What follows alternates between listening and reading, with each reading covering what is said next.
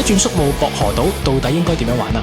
我去菲律賓終於摸熟晒呢條路，原來只要馬代1/4價錢就可以睇到世界級沙丁魚風暴，暢遊絕美果凍海，仲可以同鯨鯊共舞，全程嘆住泳池海景酒店。第一日一落宿務島，專車接去市區星級酒店安頓好，即刻 City Walk， 一路打卡麥哲倫、十字架、聖佩特羅堡同聖嬰教堂。呢度啲歐式建築真係隨手影都係大片。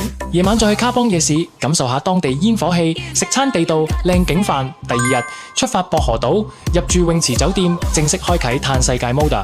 帶你去大斷層浮潛睇海龜，衝入沙丁魚風暴出海追海豚，玩緊咗就喺沙灘玩落日寡話，領隊幫手運鏡拍片，仲有機會遇到網紅妹妹仔現場演奏添。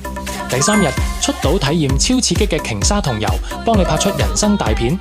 或者去蘇米龍體驗溫柔版浮潛，近距離接觸珊瑚同小丑魚。最後一日喺宿務市區買埋手信，根據時間去機場返歸，結束呢個舒服又充實嘅旅程。